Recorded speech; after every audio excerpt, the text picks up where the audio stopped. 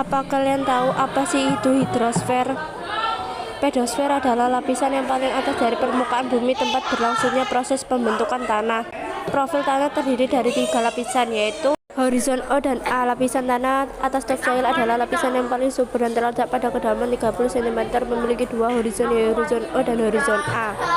2 lapisan tanah tengah subsoil adalah yang terletak di bawah tanah topsoil yang terletak pada kedalaman 50 cm hingga 1 meter, memiliki 2 horizon, yaitu horizon E dan horizon B. 3 lapisan tanah bawah bedrock adalah lapisan yang mengandung batuan yang memulai lapuk dan tercampur pada tanah endapan, memiliki 2 horizon, yaitu horizon R dan horizon C. Faktor pembentuk tanah. Komposisi bahan induk ini mengacu pada bahan mineral yang tidak terkontaminasi dan atau bahan organik dari mana tanah terbentuk. Tanah akan membahas sifat fisik dan kimiawi dari bahan induknya. Iklim sebagai faktor pendogenesis mengacu pada cuaca karena tanah berkembang dalam skala waktu yang lama. Pengaruh langsung iklim terhadap pembentuk tanah adalah melalui air dan energi matahari. Sintetis ketiga kami, topografi atau relief ini juga merupakan faktor arah dalam pembentukan tanah, di mana tingkat kemiringan dan sistem derivisa dari suatu daerah batuan yang telah mengalami pelapukan.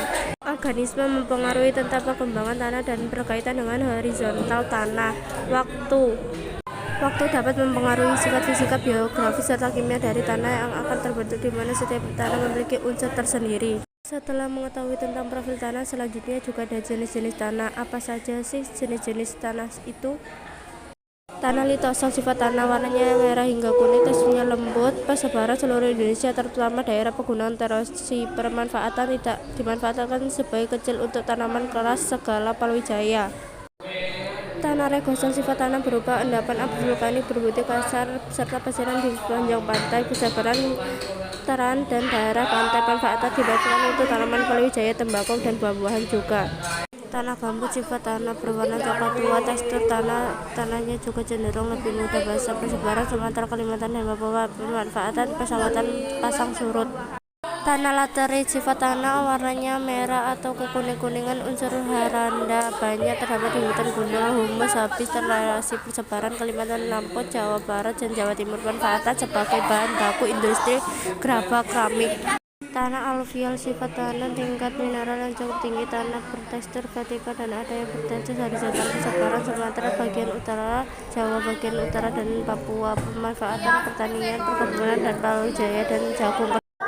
Tanah bermosel, sifat tanah kandungan organik dalamnya rendah, mudah pecah, dan tanah kering, persebaran di Jawa Tengah, Jawa Timur. Jadi pemanfaatannya tanah kapur, sifat tanah berasal dari batuan kapur, tidak subur, persebaran kita di Pulau Jawa, Sumatera Selatan, Sulawesi Tenggara. Pemanfaatan penanaman di kayu jati dan kapuk.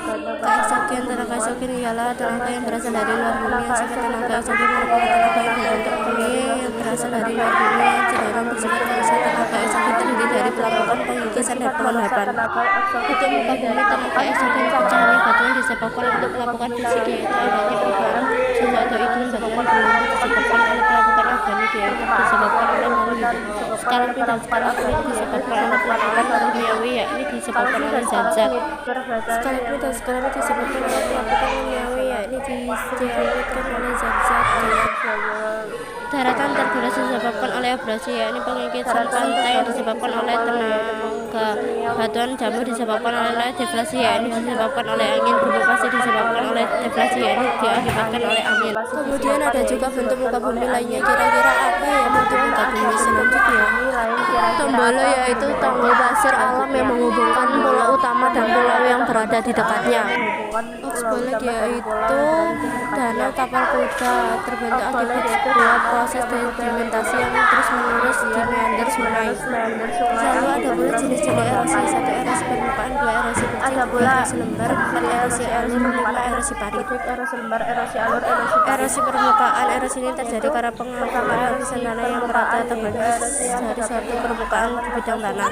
Ciri-ciri erosi permukaan yaitu permukaan erosi dapat diukur melalui metode pengukuran kontak langsung dari erosi permukaan jalan yang disebabkan oleh faktor alam. Erosi percik. Erosi ini disebabkan oleh air hujan yang jatuh ke dalam tanah dan menghanyutkan tanah tersebut. Ciri-ciri erosi percik yaitu air mengalir di permukaan tanah berwarna keruh.